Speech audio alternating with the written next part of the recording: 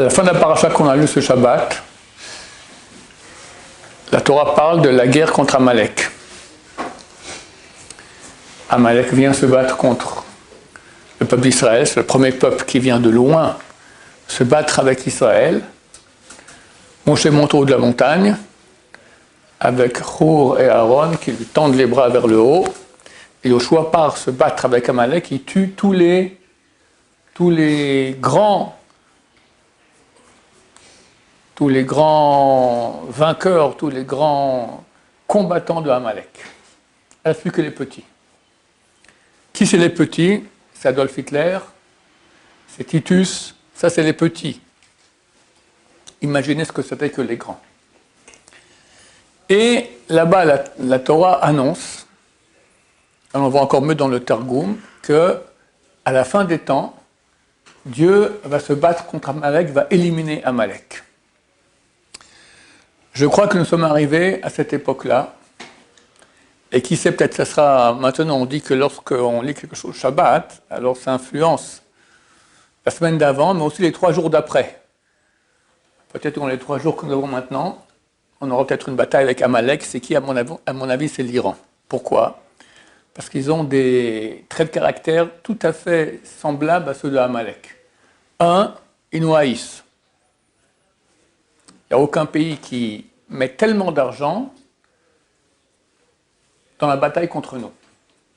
C'est non seulement l'Iran qui fait des missiles, etc., d'une fortune, mais l'Iran aussi va payer, et va commanditer, et va encourager tous ceux qui nous entourent à nous faire du mal. D'abord, les Palestiniens qui sont aussi dans l'État d'Israël.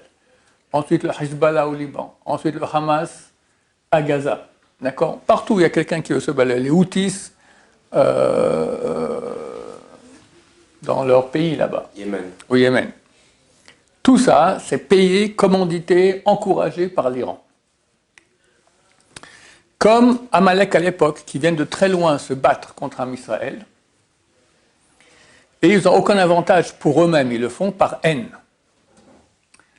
Deuxième point semblable à Amalek, c'est que Amalek, c'est marqué chez Karcha Baderer, qui était refroidi sur le chemin. Tous les peuples avaient peur de nous. On voit qu'on sort d'Égypte, la mer qui s'ouvre, on est dirigé le jour par une nuée, la nuit par une colonne de feu. Ils se disent, c'est pas normal ça. Vient Amalek et casse le mythe. Comment il se bat contre nous? Chazal disent, on ressemblait à ce moment-là à un bain bouillant. Il vient, il saute dans le bain, il est bouillanté, mais il a refroidi le bain. Ça veut dire qu'aux yeux des nations, l'invisibilité du peuple d'Israël était moindre déjà. Il a refroidi la chaleur du peuple d'Israël. Amalek va être ébouillanté. Ils vont perdre, tous leurs grands combattants vont mourir. Mais au moins, il a cassé le mythe. Je pense que c'est idem avec l'Iran aussi. Ils sont prêts à se saigner, à regarder ce qui se passe là-bas en Iran. Ils sont dans une pauvreté terrible. Ils sont en train de crever de faim et de soif. Mais tout l'argent va où? Pour acheter des missiles. Et payer les pays qui sont autour de nous pour venir nous faire du mal. Ça, c'est typiquement Amalek, que le type il est prêt à s'ébouillanter, donc à mourir. Mais au moins, je me bats contre Israël. Hier, quelqu'un m'a dit qu'ils ont découvert que Khomeini, il a que 100 milliards de dollars un peu dissipés dans le monde entier, par-ci par-là. 100 milliards de dollars, alors que son peuple est en train de crever de faim.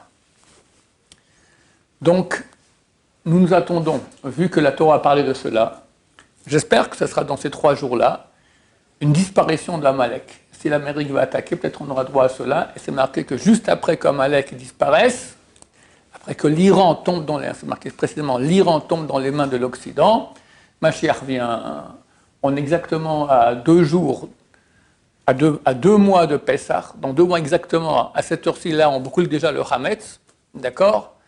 Et Bezrat Hashem, on va brûler tout le mal dans le monde, et Mashiach viendra, Bezrat Hashem. J'espère de tout cœur, Berachamim Gdolim, avec beaucoup de miséricorde divine. Baruch Adonai, l'olam, amen va amen.